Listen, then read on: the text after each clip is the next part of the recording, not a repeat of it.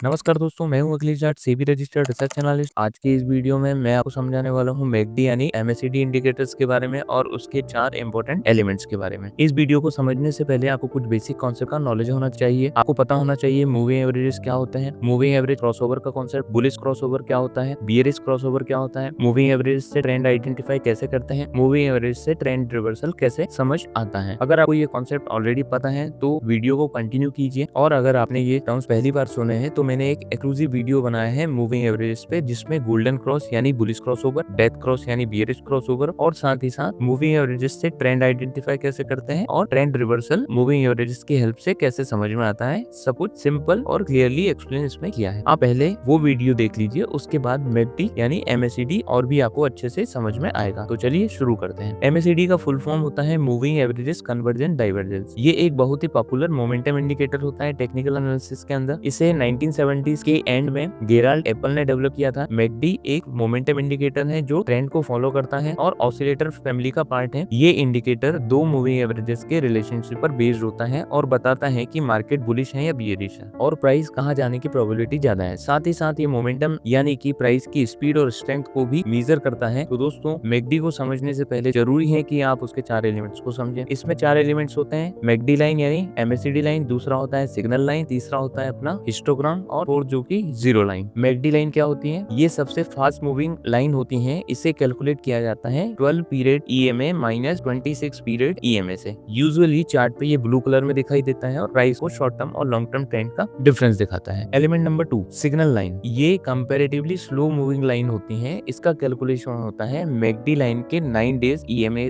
यानी MACD line जो है उसके पिछले 9 पीरियड या 9 दिन का एक्सपोनेंशियल एवरेज निकाल के, एक्सपोनेंशियल मूविंग एवरेज निकालने से ये लाइन सिग्नल लाइन बनती है। ये लाइन ज्यादातर रेड या ऑरेंज कलर में होती है चार्ट में और एक तरह से मैकडी लाइन का स्मूथर वर्जन होती है। थर्ड एलिमेंट होता है हिस्टोग्राम। हिस्टोग्राम एक विजुअल रिप्रेजेंटेशन होता है मैकडी लाइन और सिग्नल लाइन के डिफरेंस का। जब मैकडी यानी एमएसीडी लाइन सिग्नल लाइन के ऊपर होती है तो हिस्टोग्राम पॉजिटिव होता है और नीचे होती है तो नेगेटिव। इससे आपको तुरंत समझ आ जाता है कि मोमेंटम बुलिश है या बियरिश है। साथ ही साथ आपको हिस्टोग्राम की जो आपको हाइट दिखेगी, जो विड्थ दिखेगी इसमें, उसमें जो जितना आपको दोनों लाइन के बीच का जब डिफरेंस ज्यादा होता है तो हिस्टोग्राम की हाइट जो होती है वो बड़ी होती है, और जितना डिफरेंस कम होता है दोनों लाइन के बीच में, मैकडी लाइन और सिग्नल लाइन के बीच में जितना डिफरेंस कम होगा तो हिस्टोग्राम उतना ही छोटे आपको दिखेंगे। अब इसके बाद आता है नेक्स्ट अपना इंपॉर्टेंट एलिमेंट, जीरो लाइन। तो जीरो लाइन एक रेफरेंस पॉइंट होता है जिसके अराउंड मैकडी लाइन मूव करता है। अगर मैकडी यानी एमएसीडी लाइन जीरो लाइन से ऊपर है तो इसका मतलब है कि बुलिश ट्रेंड है, अगर नीचे है तो इसका मतलब है बियरिश ट्रेंड है। जीरो लाइन से जितना ज्यादा डिस्टेंस होगा उतना ही ट्रेंड जो है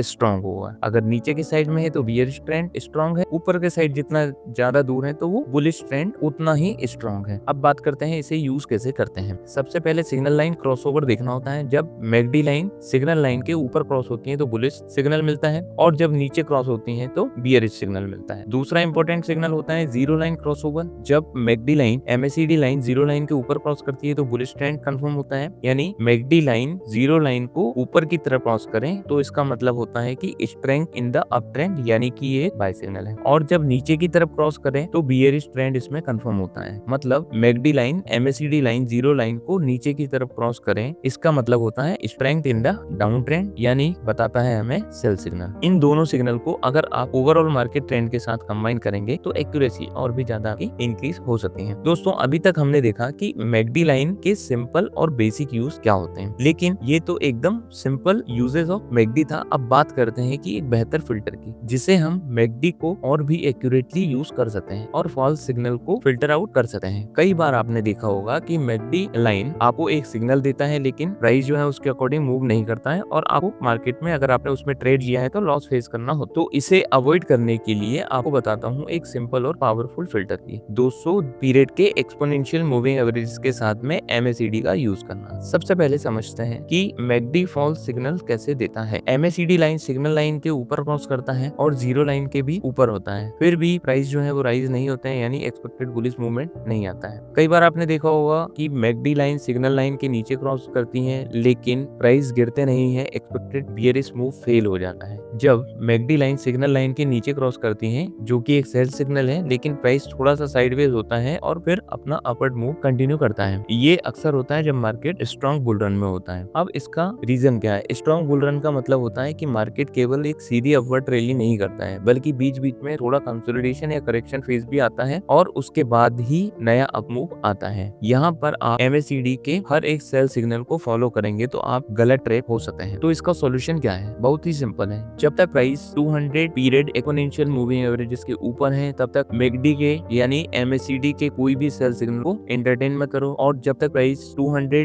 डेमा यानी 200 डेज एक्सपोनेंशियल मूविंग एवरेजेस के नीचे है, तब तक के लिए MACD का कोई भी बाय सिग्नल एंटरटेन मत करो। ये एक सिंपल फिल्टर है जो आपके फॉल सिग्नल को काफी हद तक रिड्यूस कर देता है और MACD को एकदम पावरफुल और रिलायबल बना देता है। दोस्तों, आपने कई बार ये भी देखा होगा कि बियरिश ट्रेंड के अंदर MACD एक बुलिश क्रॉसओवर देता है और बुलिश ट्रेंड के अंदर कई सारे बियरिश क्रॉसओवर भी मिलते हैं, यानी कि मार्केट के बड़े ट्रेंड के अगेंस्ट में छोटे छोटे फॉल सिग्नल मिलते रहते हैं। अब अगर आप इन सब सिग्नल पे ब्लाइंडली ट्रेड करेंगे तो आप अक्सर फंस जाओगे, या तो प्रॉफिट बुकिंग के छोटे से मूव में या फिर शॉर्ट कवरिंग के माइनर से बाउंस बैक में। इस प्रॉब्लम का सॉल्यूशन भी सिंपल है, जो हमने अभी देखा था 200 दिन के मूविंग एवरेजेस का। जब तक प्राइस 200 डेमा के ऊपर है, तब तक कोई भी बियरिश सिग्नल पे एंट्री मत कीजिए, और जब तक प्राइस 200 डेमा के नीचे है, तब तक कोई भी बुलिश क्रॉसओवर पे एंट्री मत लीजिए। इस फिल्टर का फायदा ये होगा कि आप कभी भी माइनर ट्रेंड या छोटे से ट्रैप में नहीं फंसेंगे और ना ही बड़े ट्रेंड के अगेंस्ट में आप ट्रेड करेंगे। ये फिल्टर आपको मदद करेगा मार्केट के बिगर ट्रेंड को फॉलो करने में और साथ ही साथ छोटे मोटे फॉल्स मूव से बचने में। दोस्तों, एक और बेहतरीन तरीका होता है MACD को प्राइस एक्शन के साथ में कंबाइन करना होता है। तो ये अप्रोच स्पेशली हेल्पफुल होती है जब मार्केट चौपी या रेंज बाउंड होता है। जब आप प्राइस के सपोर्ट और रेजिस्टेंस जोन आइडेंटिफाई कर लेते हैं, तो आप MACD यानी MACD के साथ में अपनी एक्यूरेसी और भी इम्प्रूव कर सकते हैं। जैसे जब प्राइस सपोर्ट जोन के पास हो और उसी समय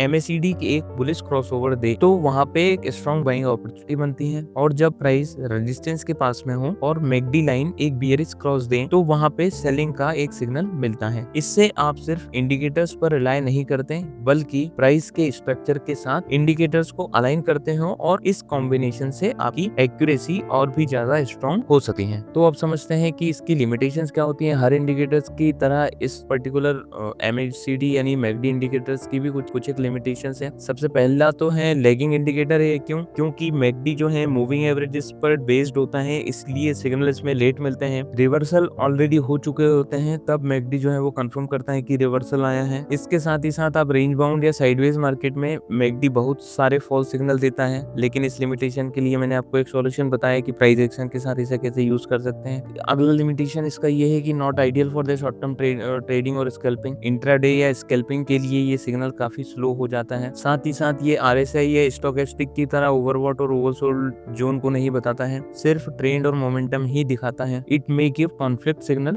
कभी कभी प्राइस एक्शन और MACD सिग्नल कंट्राडिक्ट करते हैं। कंफ्यूजन हो सकता है अगर किसी दूसरे इंडिकेटर्स का इसमें सपोर्ट ना हो तो दोस्तों, आज के इस वीडियो में हमने देखा MACD यानी MACD इंडिकेटर्स के बारे में। हमने देखा कि इसका कैलकुलेशन कैसे होता है और क्यों इसे ऑसिलेटर कहा जाता है। हमने समझा इसको कैसे इंटरप्रेट करते हैं और ट्रेडिंग में इसको इफेक्टिवली कैसे यूज करते हैं। साथ ही साथ हमने सीखा कि फॉल्स सिग्नल को कैसे अवॉइड करना है, ट्रेंडिंग मार्केट में कैसे इसे यूज करना है, चॉपी मार्केट में कैसे यूज करना है। हमने डिस्कस किया है कि कैसे आप buy at the top or sell at the bottom trap से बच सकते हैं with the help of the MACD indicator, और कैसे MACD को मूविंग एवरेजेस के साथ में और प्राइस एक्शन के साथ कंबाइन करके और भी एक्यूरेट सिग्नल निकाल सकते हैं। और फाइनली हमने देखा इसका लिमिटेशंस क्या है। तो दोस्तों, उम्मीद करता हूँ कि आपको MACD के बारे में ये डिटेल्स एक्सप्लेनेशन पसंद आया होगा। अगर आपको वीडियो हेल्पफुल लगा हो तो लाइक, शेयर और सब्सक्राइब करना मत भूलिए। मैं हूँ Akhilesh Jat, SEBI registered research analyst. Video पसंद आया हो तो लाइक करें, शेयर करें और कमेंट में बताएं कि ये वीडियो आपको कैसा लगा। Thanks for watching, see you in the next video.